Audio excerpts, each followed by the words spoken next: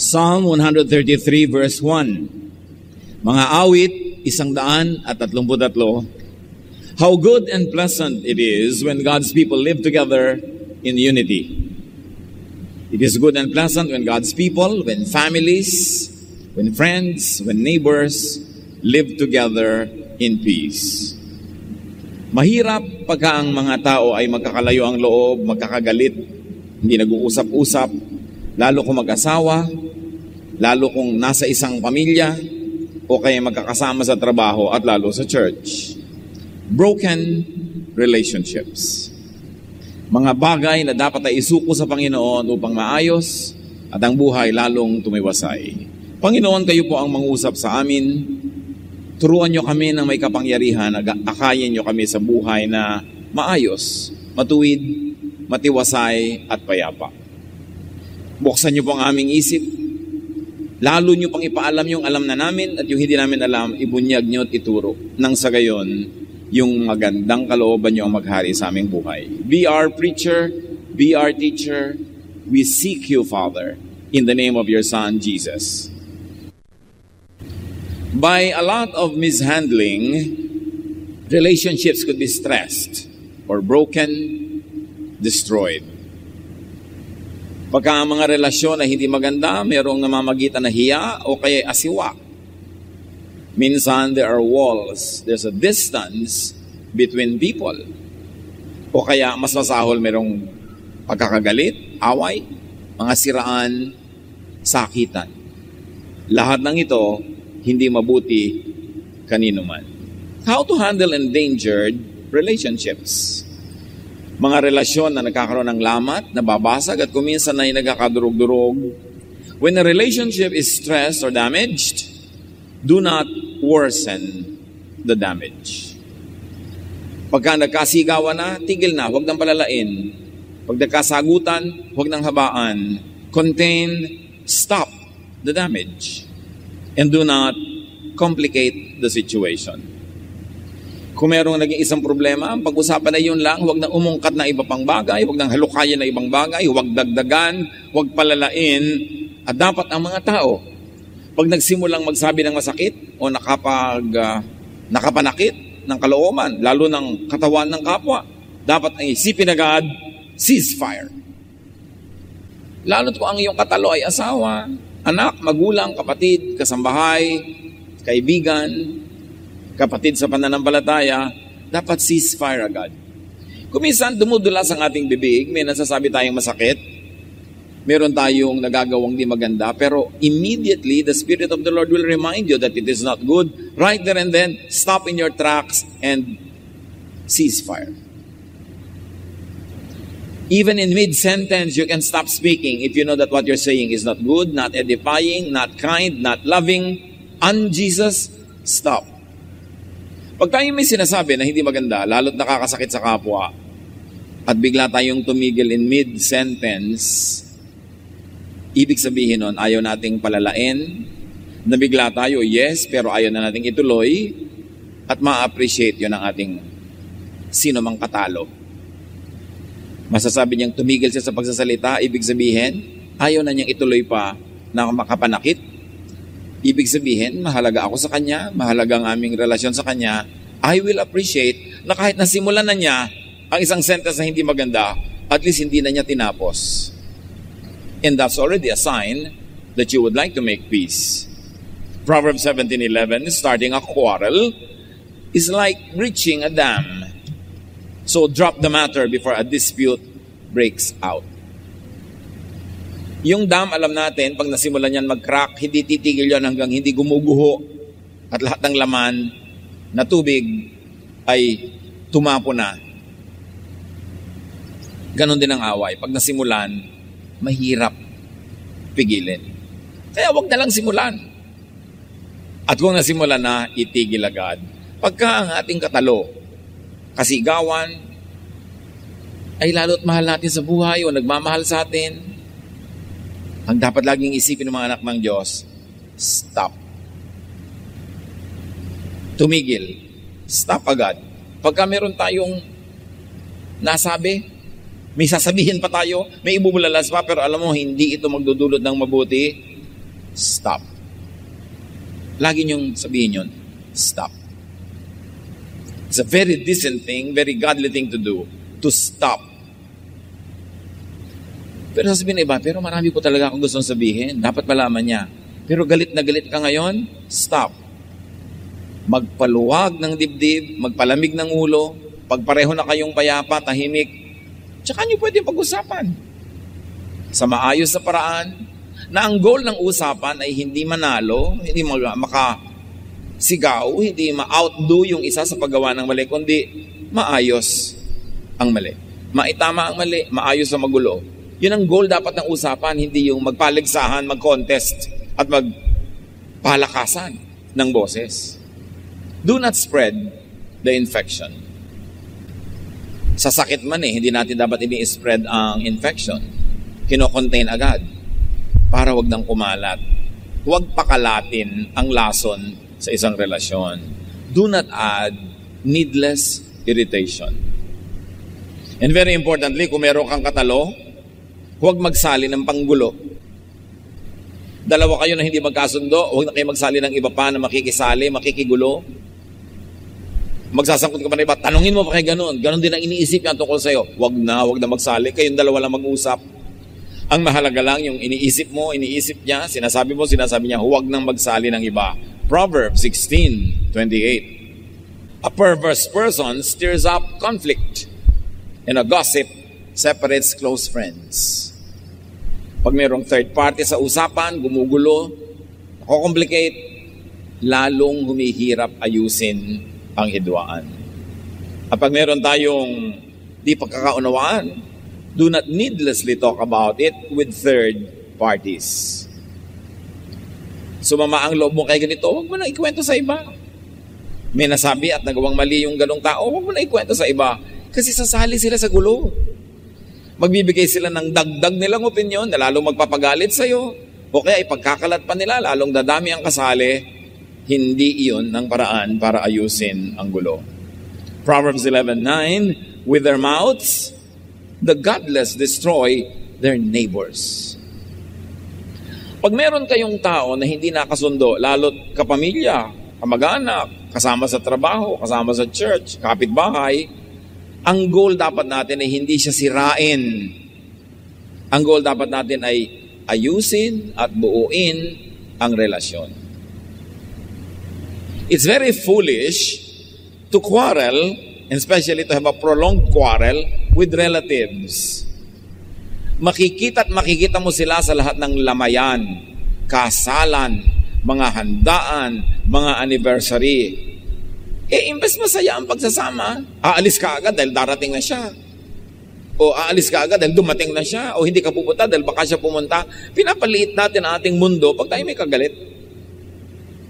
Kaya napakalaking kahangalan na makipag-away sa kamag-anak. Dahil alam naman natin, hindi naman naiiwasan ang kamag-anak sa buhay nating ito. Huwag na lang. It's not worth it. And whoever wins an argument usually loses a friend.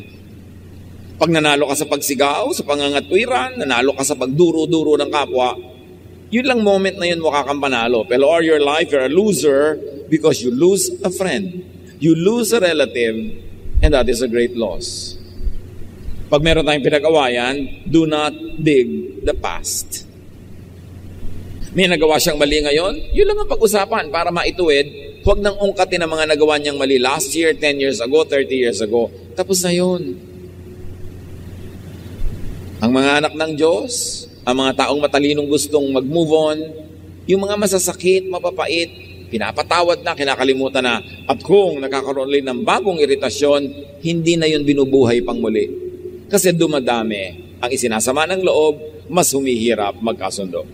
Philippians 3:13, one thing I do, forgetting what is behind and straining toward what is ahead. Sabi niya, nililimot ko yung tapos na. Ang inaatupag ko na lang yung darating pa. At mas pangit ang nakaraan, mas dapat kong pagandahin yung kinabukasan para bumawi. Para mag-balance.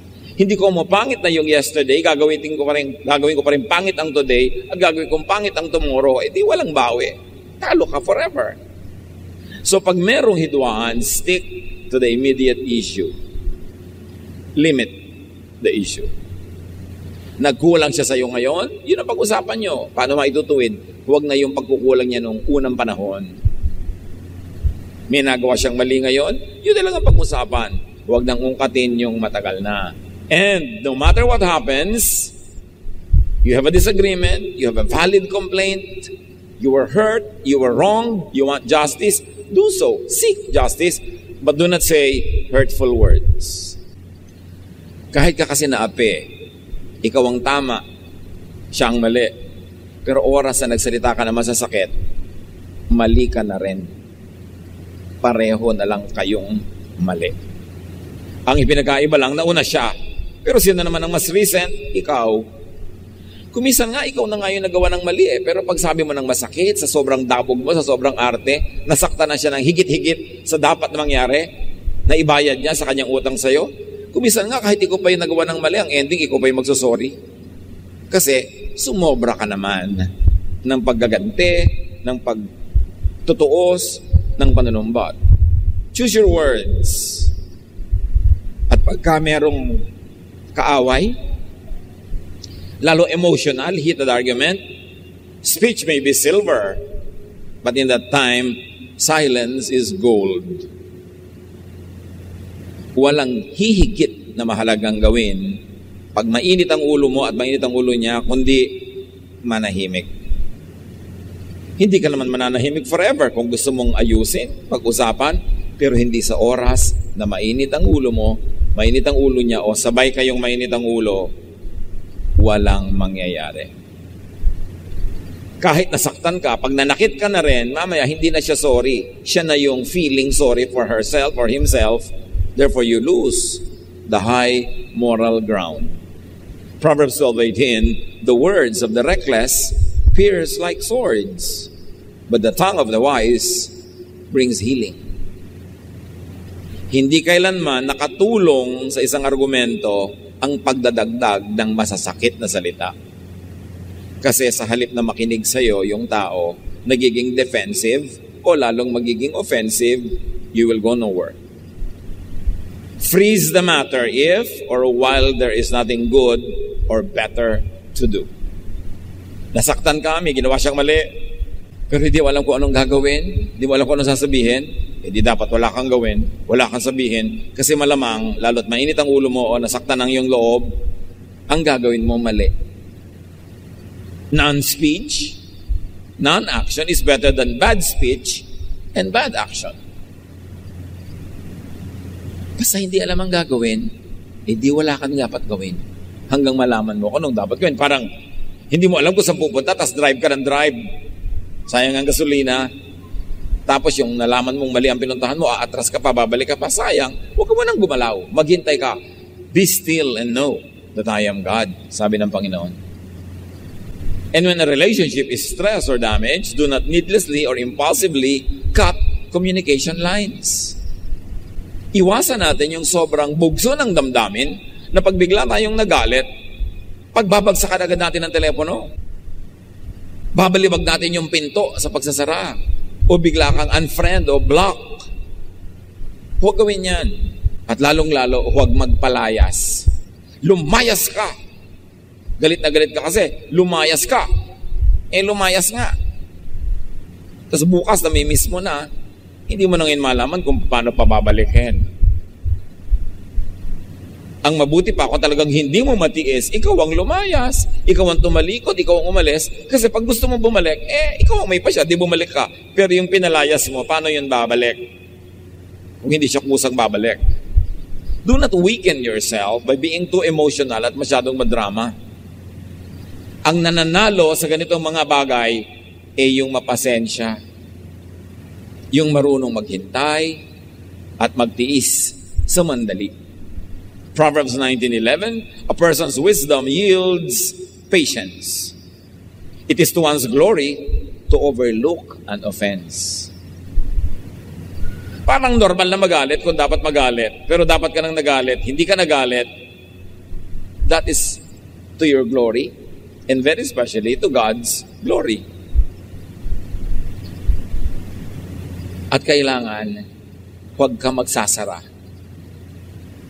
Nagalit ka dun sa boyfriend mo, tinapon mo na agad ang engagement ring sa kanal. Tapos bukas, kinakapa-kapa mo yung buong kanal, kakahanap mo na engagement ring na napunta sa kanal. Kasi bugso lang yan ang damdamin eh. Nagbabago din naman ang isip ng tao pag lumamig. So habang mainit ang ulo, wala kang dapat gawin. Huwag ka muna magpilas-pilas ng litrato. Huwag muna mag-delete-delete ng mga kung ano-ano sa yung photo album dahil baka mamaya hanap ka ng hanap kung paano mo ibabalik.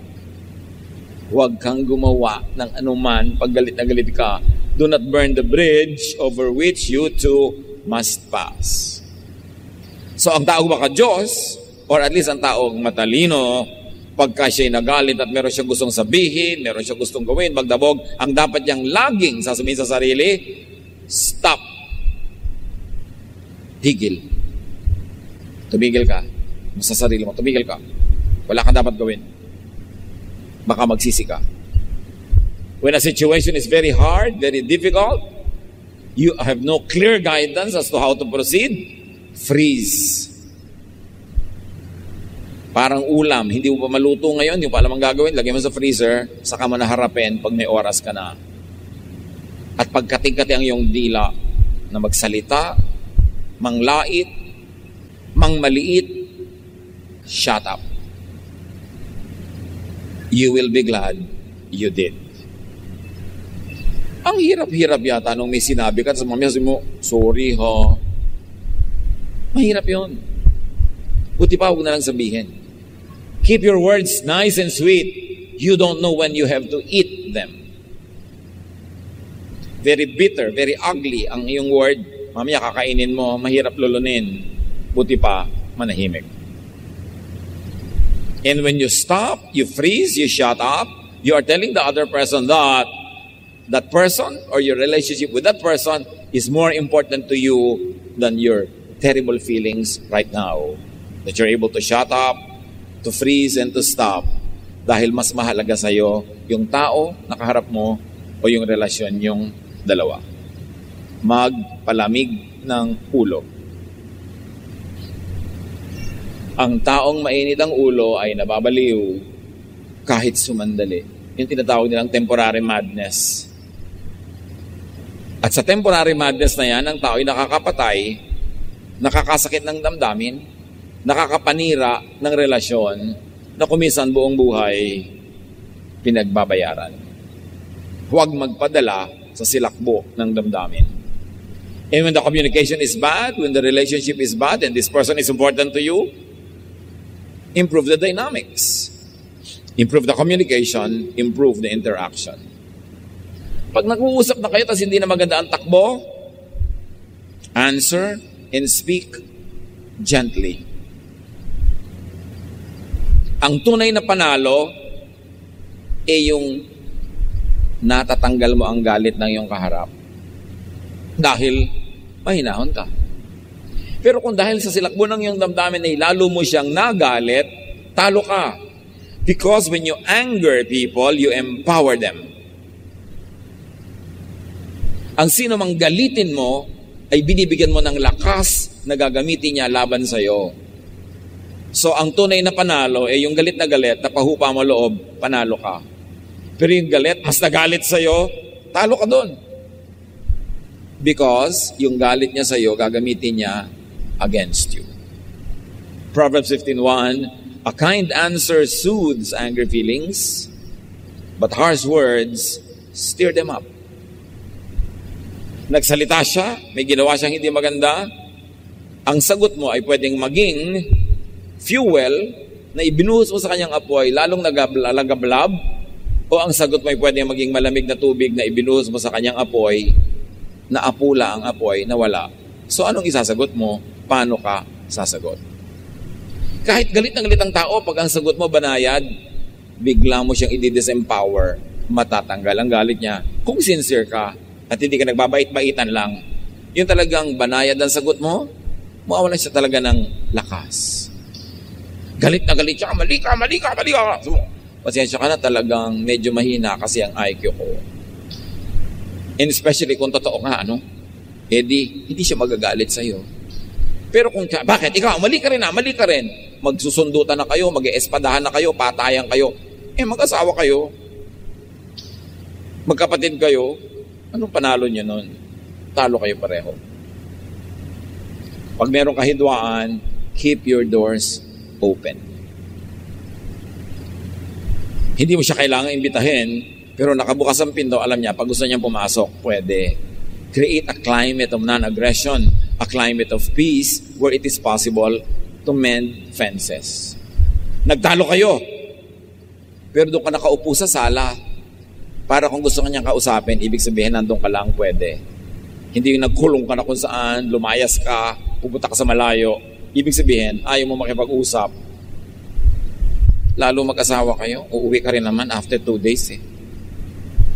Ipagpalagay ng naka 2 weeks ka, uuwi ka rin eh. At lalo kung hindi ka sinundo, gagapang-gapang ka ngayon pa uwi. Uuwi ka rin naman, huwag ka na maglayas. Huwag nang palalain. Ngayon kung maglayas ka forever, walang uwian. Pero kung nag-iinarte ka lang, huwag na. Mahirapan lang kayo pareho. Maybe a little distance para lang yung sama ng loob mo huwag mo maibuntod sa kanya. Pwedeng mag-distance ng konti, pero maglalayas-layas ka pa, magbabalot-balot ka pa. Meron nga mga asawa dyan, nakakalimang layas na nakakalimang balik na rin. Hindi na effective. Tuwan-tuwa pa yung nilayasan, ay salamat, tahimik ngayon dito, lumayas ang asawa ko. Di wala ka na-achieve na mabuti. Ayusin. And do not express anger with impulsive words, with violent or rude action. At kung kayo, may konti ng edad, please, huwag na magdabog. Hindi bagay sa taong may edad na, yung dadabog pa. Hindi mo ba kayang ipabatid sa kanya yung unhappiness mo sa banayad na paraan? Kailangan mo talagang ihampas yung pinto, sipain yung pusa, ibagsak yung tasa, basagin ang lahat. It's a very, very immature way to express an emotion. Mas napipigil mo ang silakbo, mas nakokontrol mo ang outcome ng usapan. So express anger in the most dignified way, and that is through silence. Yung paggalit na galit ka na, tatahimik ka lang. Ang class! Diba? Kasi binabalibag mo yung bahay, tinatagal mo yung bubong, sinusunog mo yung bahay ng aso, sinisipa mo lahat ang nakasalubong mo. Parang hindi dignified. Pero yung mga kasambahay mo, kamag-anak mo, kaibigan mo, alam nila pag tumahimik ka na, galit ka na, tatahimik din sila. At pag pareho kayong tahimik, you create a climate where you can talk calmly, peacefully, para yung good resolution maabot, hindi yung nag-worsen. So articulate anger with constructive words. Hindi mo dapat sabihin na ikaw talagang laging mali ang ginagawa mo. Pwede mo na sabihin, alam mo, hindi ko nagustuhan yung ginawa mo kahapon. Gusto ko yung ginawa mo last week. Gusto ko yung ginawa mo last month. Pero yung ginawa mo kahapon, hindi ko gusto. Pati mapag-uusapan nyo kasi yung kahapon lang na dinidiscuss mo at sinasabi mo rin namang may nagagawa rin siyang mabuti. Hindi generalize mo na talagang ikaw wala kang ginagawang mabuti. Mag-aaway na kayo kasi defensive na siya. Limit the scope of the topic. At kung sasabihin, anak, ayaw na ayaw ko talaga sa'yo. Pwede mo sabihin, anak, ayaw na ayaw ko sa ginagawa mo na pinag-aalala mo ko dahil pag namamotorsiklo ka, tumatayo ka pa, may pinapaikot ka pang platito sa mga daliri mo, hindi ka naman sirkero from China. Nagwo-worry ako. O di alam niya, yun lang ang problema. Hindi sabihin, wala ka nang ginawang mabuti. Generalize ka. Yung tao, nagiging defensive. Articulate with constructive words and without making the other person angry too. Pag galit kayo, at yung kausap nyo, nagalit nyo rin, talo kayo. Kasi walang taong galit na nakikinig. Ang taong galit, ang number 1 niyang impulse, self-protection. Ipoprotect niya ang sarili niya sa sinasabi niyo, wala siyang tatanggapin. O kaya, babalik na rin niya kayong aatakihin niya para tumigil kayo ng kaatake sa kanya. So pag nagalit niyo ang kausap, walang mabuting mararating. Talk to people, talk about your problem, talk about your concerns to win, not to lose. And the only way to win over an enemy is to turn him into a friend. Ang tunay na pananalo lang, pag meron kang katalo, yung naunawaan niya ang point mo, at nagbago siya, nag-improve siya, masaya ka. Pero pag nagalit mo siya, hindi ka winner. Huwag sumigaw pag merong kausap, kasi walang nakikinig sa sumisigaw. Mamamalat ka, mapapaos ka, but you achieve nothing. And very importantly, pagka pareho na kayo nagkakasamaan ng loob, send peace feelers. Send ambassadors. Very effective, send offerings. Regaluhan mo. Padalan mo na isang bagay na alam mong gusto niya at alam niyang sincere ka. Hindi ka lang namumuliti ka, it will always work.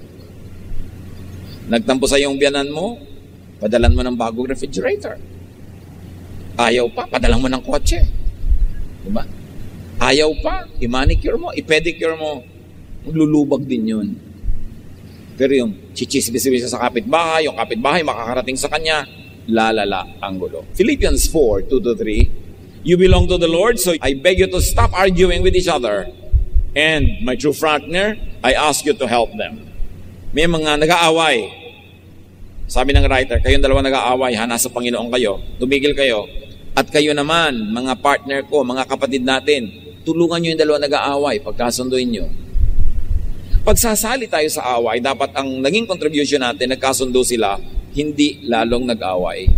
Be an ambassador of peace. Mga nanay, nagtatampo ang mga anak nyo kay tatay, speak for the tatay. Alam nyo anak, ang tatay nyo ganito lang naman pero mahal na mahal ng tatay nyo, itong ginagawa ng tatay nyo sa inyo, bla bla bla.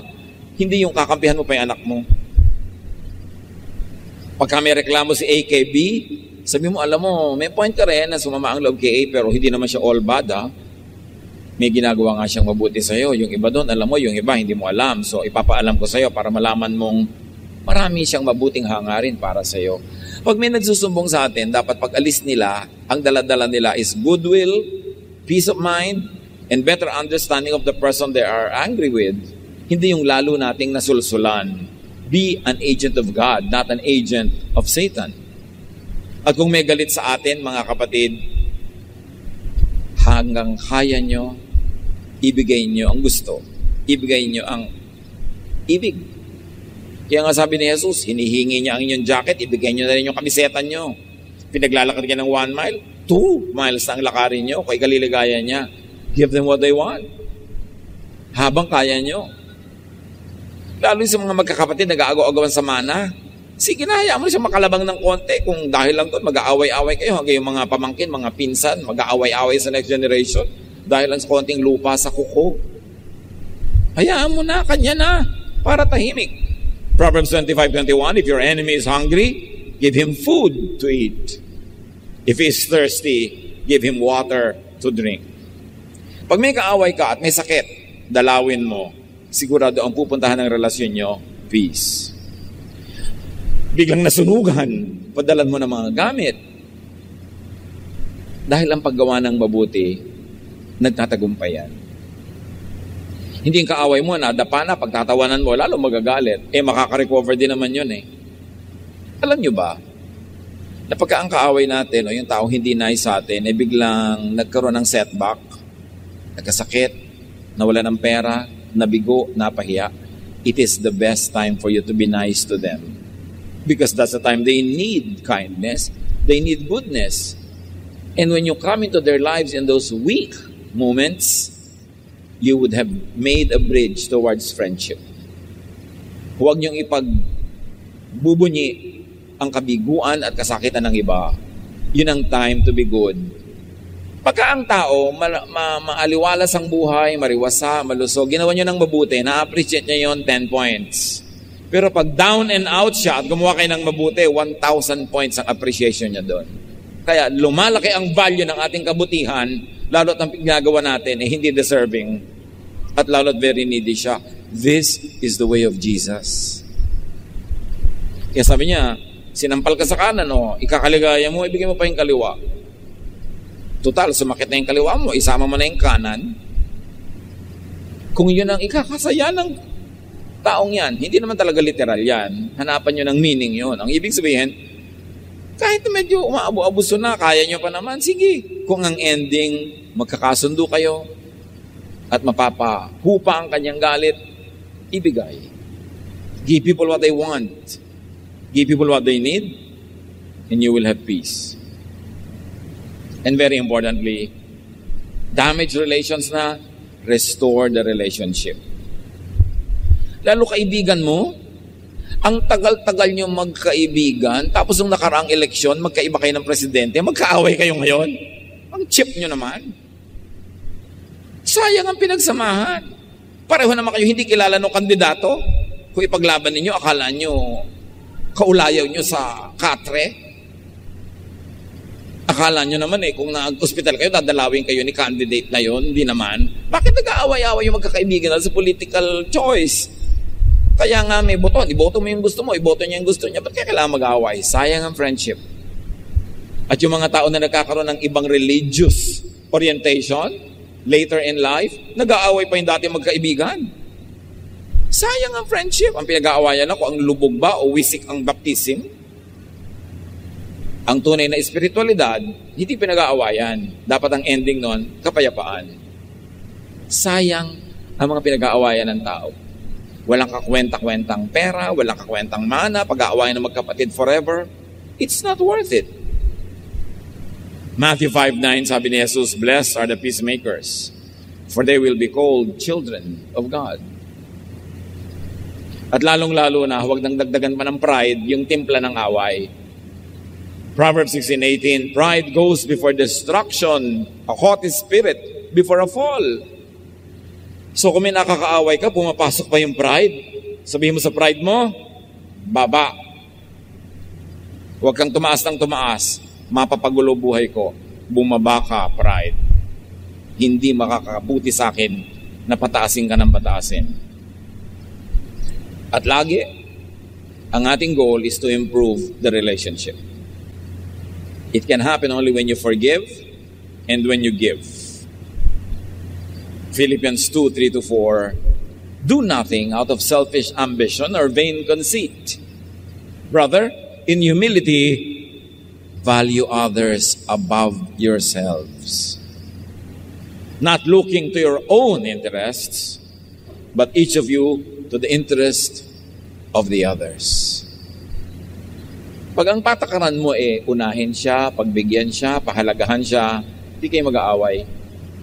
Yung kabaligtaran nun ang nagpapaaway, yung unahin ako, pagbigyan ako, mas mahalaga ako, yun ang nagiging away. Luke 6:27-28, sabi ni Jesus, "Love your enemies. Do good to those who hate you. Bless those who curse you. Pray for those who mistreat you." Yan ang Jesus way. And that is the only way that will lead to peace. Life is better with friendships, with good relations. Mabubuhay ka na rin lang, magkaroon ka ng kaibigan kaysa kaaway. At yung kaibigan na, huwag nang gawing kaaway pa. Ecclesiastes 4:9-12, "You are better off to have a friend than to be all alone, because then you will get more enjoyment out of what you earn." Yun daw ating mga kinikita, mas enjoyable kung sineshare natin with people. Marami kang pera, wala siyang pera, di ilibre mo para magkasama kayo. Kesa may pera ka, nag-iisa ka naman, paliligayahin ka ba nung nakasalansa na pera?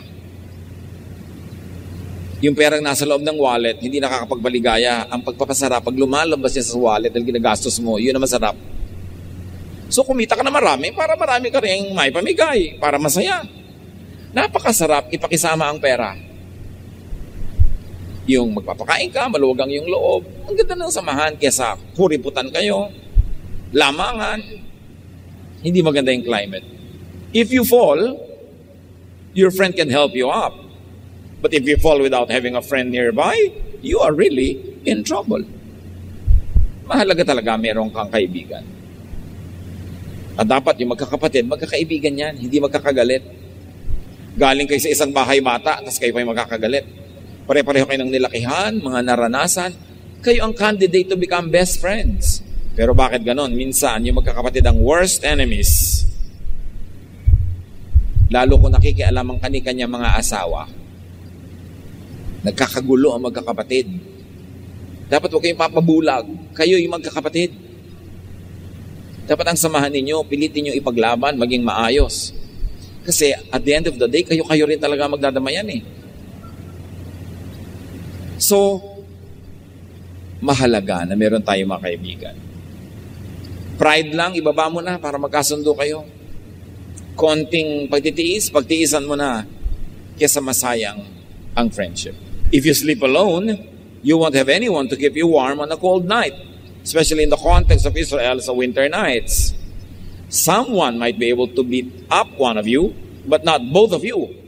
As the saying goes, a rope made of 3 strands of cord is hard to break. Sabi siguro kung nag-iisa ka, baka mabugbog ka, pero kung dalawa kayo, mahirap yun. May katulong ka eh. Ang isang hibla ng sinulit, pag nag-iisa, madaling malagot, pero kung 3 yan at tinirintas mo, tumitibay, nagiging lubid. So life is always stronger when there are people who are there with us, for us. And they will be there with us and for us only if we are also there for them and with them. Proverbs 18:24, some friends don't help, but a true friend is closer than your own family. Friends could be your greatest wealth. Mahalaga, huwag makipag-away. Keep old friends, don't lose them. You cannot make old friends. You can make new friends, but old friends you cannot because it takes time to make it. So yung old friends nyo, huwag yun ang alisin. Revive friendships. Mga kababata mo noon, kaibigan mo nung high school, nung college, ang dami nyo pinagsamahan, nung out of school youth ka, kung yun ang yung karanasan. Get in touch with them again. They are people who shared your life. Mahalaga silang blessing. Romans 12:18, if it is possible, as far as it depends on you, live at peace with everyone. Huwag na mahilig sumali sa mga gulo, mga intriga, mga chismis kasi dadami lang kaaway mo. Be a person of peace and friendship. And if you cannot make people your friends, at least don't make them your enemies. Be wise. How do you make friends with people that are difficult to be with? How do you make peace with people who are quarrelsome? Well, understand people more deeply to be able to accommodate them. Pag inunawa natin ang tao, saan ba siya nang gagaling? Anong pinanggalingan niya? Anong karanasan niya? Anong makabiguan niya? Anong makapaitan niya sa buhay? Mas maunawaan natin kung ba't sila ganon. At ang pag-unawa sa kapwa ang simula ng pagtanggap sa kanila. At kung maaari pa, simula yan ng pagmamalasakit natin at pagmamahal sa kanila. Empathize with people. Forgive people. Nagawa na yung mali, ang natira na lang sa'yo, forgive, para ma-restore yung relationship. Pag hindi ka nag-forgive, hindi ma-restore. Sayang ang pinagsamahan. Like and love people. Accept. Tolerate them at least. It is important. Magkakaiba tayo ng opinion, magkakaiba tayo ng political opinions, kuminsan magkakaiba ng religious doctrine, magkakaiba ng style na magsaing, magkakaiba ng style na mag-ayos ng bahay, but it doesn't mean that we should be enemies. Agree to disagree with one another. Ang nagtatagal na magkasama ay only those who agree to disagree. Yes, I disagree with you, but I agree that you disagree with me, and that's it. Hindi kita kailangan laging i-convert. At hindi mo kailangan laging i-convert. We can live with each other na magkaibang pananaw sa iba-ibang bahagi ng buhay. Ganun talaga. 1 Peter 4:8, above all, love each other deeply, because love covers over a multitude of sins. Pagmahal, nabibigyan ng excuse. Kaya mahalaga yung namamahal natin ang isang tao. Romans 13:10, love does no harm to a neighbor. Therefore, love is the fulfillment of the law. Ang taong maibigin, daig ang taong sinunod ang lahat ng religious regulations. Because the true essence of the law is nothing but love. Pag may gumagawa ng mali, magtatagumpay ka lang pag ang ginawa mo sa kanya, tama, sa kabila ng kanyang pagiging mali. Ang tunay na tagumpay sa taong masama, yung gawan mo siya ng mabuti, dahil ang reaction lang niya ay, number 1, gumawa pa rin ng masama, pero nanalo ka pa rin kasi ginawa mo mabuti eh. Hindi ka nadamay, hindi ka naging tulad niya. Or, tumigil siya ng paggawa ng masama dahil mabuti ang ginawa mo, di panalo ka nun. Or, sinuklian ka pa niya ng mabuti dahil mabuti ka, panalo ka. Ano man ang mangyari, basta mabuti ang ginawa mo, panalo ka. Romans 12:21, do not be overcome by evil, but overcome evil with good. Ang tunay na wagi, yung ang pagbabalik niya sa masamang ginawa, mabuti. Ginawan mo ako ng masama, gagawa kita ng mabuti. Kasi yun ang panalo kay Jesus. Ang sama-sama mo, lalo kung gagawing mabuti ang pakikitungo ko sa iyo. Kasi kahit hindi ka maging mabuti sa akin, yun ang tamang gawin. At least hindi ko ginawa ang mali, panalo ako. Paano ko sa paggawa ko siya ng mabuti, tumigil ka ng paggawa ng masama? Di masanalo ako. Paano pa kung sa paggawa ko ng mabuti, sinuklian mo ko ng mabuti? Di sobrang panalo. So whichever way, pag maganda ang ginawa mo, pag tama ang ginawa mo, kahit anong ginagawa niya, panalo ka. Ang nagsasalita, ang gumagawa ng masama, ay talo, talunan. Bakit? Kasi ang naghari sa kanya kasamaan, talo siya. Pero pag ang naghari sa iyo si Jesus, mabuti ang ginawa mo, kahit sa tingin ng iba ay naagrabyado ka, natalo ka, na-out-talk ka, na-out-shout ka, panalo ka sa tingin ng Diyos. At yun ang mahalaga. Broken relationships are hard to live with. Mga kapatid, sa sandaling ito, napag-isip-isip nyo na ba? Sinong mga kapatid ko ang kagalit ko? Sino ang mahal ko sa buhay na kagalit ko? Kagalit ko ba ang asawa ko? Kagalit ko ba ang pinsan ko, ang neighbor ko, yung office mate ko? Sino kagalit nyo? Masarap bang may kagalit? Hindi naman. Mahirap makipagkasundo. Hard work yun Pero mas mahirap hindi makipagkasundo. It is harder to keep war rather than to make peace. Hirap din lang at hirap. Ang gawin nyo na yung gusto ng Diyos, yung mabuti ang bunga, at yung ikaw yung magwawagi sa tingin ng Diyos. Pareho lang namang mahirap. Sabi ng matatanda noon, putik din lang at putik, tawirin at ng malapit. Mapuputikan ka rin lang naman, kahit lumayo ka, magpaikot-ikot, diretsuhin mo na para mas madali ang buhay. At tatandaan nyo ito, broken relationships lead to broken hearts. O yung baligtad, broken hearts lead to broken relationships. Ganyan siya, nangaaway, mahirap kasama, mahirap kasundo, kasi broken siya. Bakit halimbawa yung asawa mo, nag sa'yo, pinagtaksilan mo pala broken siya. Kaya siya ganyan. Kung hindi mo ginawa ng ganun, magiging ganyan yan. So, magtiyaga ka kasi ikaw may gawa. Meron ko kuminsan na anak na pinalaki mo sa sobrang sungit, hindi mo na iparamdam yung pagmamahal, lagi mong pinaparusahan, tapos ganyan, rebellious siya, matigas ang ulo niya. Broken siya Tayo mga kapatid, gumagawa lang tayo ng nakakasakit sa kapwa at nakakasira sa sarili kasi meron tayong inner brokenness. Kaya ang tunay na pakikitungo sa mga taong mahirap kasama, arukin mo, hukayin mo ang lalim ng kanyang buhay. Ba't siya ganon? And deep within, ang makikita mo is a scared, broken, hurting rabbit. Not really a roaring lion on the outside, but a hurting rabbit. Marami sa atin nagtatabang-tabangan, nagtitigas-tigasan, kasi lang may pinagtatakpan tayong hina ng loob. Nananakit tayo sa takot nating maunahan na tayo ang masaktan. Naninigaw ka ng malakas sa takot mong ikaw ang mabuli, matakot. So, behind a bully, behind a person who's difficult to be with, behind a nagging husband or wife, behind a pasaway na anak, could be a broken heart. At magkakaroon lang tayo ng malalim na solusyon kung yung broken heart ang i-address natin. And you know how a broken heart heals, it's only with the love of God.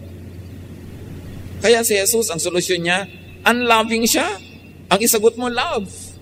Yun ang tama. Unloving na siya, unloving ka pa rin, pareho kayo magiging hateful. Nobody wins. Restore your broken heart, if that is the heart that is broken around. Dali niyo sa Panginoon, forgive people, and move on. Kung nasaktan ka na noon, nasugatan ka na noon, hindi pwedeng araw-araw, yun na lamang ang excuse mo para ka maging irritable, para ka maging mahirap kasama dahil nasaktan ka noon. Nasaktan ka na noon, yes. So magpatawad ka na para huwag ka nang patuloy pang masaktan. Kasi minsan ka lang nasaktan, pero ito yung inaalala mo, ito yung inuungkat mo, nasasaktan ka uli, di nadodoble-doble yung sakit. Yung una, iba ang sumakit sa'yo, pero habang inaalala mo, nire-reprise mo, nire-replay mo, ikaw na ang nagpapasakit sa sarili. Your only freedom from a disturbed, a hurting, a painful past is forgiveness. Because when you forgive, you heal, and you move on, you benefit. Try not to forgive. Try to be always bitter. Magalit ka. Kung lumikha ka ng lahat ng gulo, edi ikaw din ang lugi. Forgiveness is the way to healing. So if you have to forgive yourself, you have to forgive others, so you can be much more peaceful, you can be more relaxed, and you can be nicer to be with. Pero tandaan nyo, pag may tao ang hirap kasama, survivor siguro yon, trying to survive. So imbes na mainis kayo, magalit kayo, reach out with the love of Jesus. Love always wins. Only it takes time. Bad words, bad actions of people, most of the time are cries for help. Masama ang korte ng bunganga niya kasi masama ang korte ng puso niya ngayon dahil siguro siya ay sugatan. Pag ang tao ay laging galit, laging nangaaway, it's a cry for help. It means they need help. There is something they want or need that is not in their lives. And if you could be an instrument of God to bring it to their lives, acceptance, peace, love, understanding, then you become an agent of healing. You become a peacemaker. You become a soldier of the Lord. Help others. And if it's you who need it, get help. Fighting and quarreling people are just trying to cope. Probably they are just trying to survive. Kaya sila ganon. Understand. Umunawa. At kung ikaw yung hindi nauunawaan, ipaliwanag mo sa maganda at malinaw na paraan kung ba't ka nagkakaganyan. Huwag mong daanin sa pagiging pasaway. Huwag mong daanin sa pagiging rebellious. Huwag mong daanin sa pagiging mahirap kasama. Kasi hindi ka maintindihan. Ipaunawa mo kung anong nararamdaman mo para matulungan ka talaga at nang sa gayon, magkaroon ng mas payapang buhay. Yes, there is eternity, but on this earth you live only once. Life is short. And it becomes even much worse kung may mga kaaway tayo. Kung mahal natin sa buhay at mahal tayo, be at peace with people around you. Dear Lord, teach us, Lord. Kung kami palaaway, ituro mo sa amin yung ways of peace. Kung kami yung laging inaaway, ginugulo, turuan mo kami to be loving and understanding. At nang sa ganon, ang magwagi kayo, hindi si Satan. Ang manalo is the way of God, not the way of the devil. Make us agents and instruments of peace. Pagbulay-bulayan natin ang kahulugan ng mga ito sa ating mga personal na buhay, manatili sa presensya ng Panginoon, manahimik sumandali, and hear the voice of God as the Spirit helps us to apply this in our personal lives.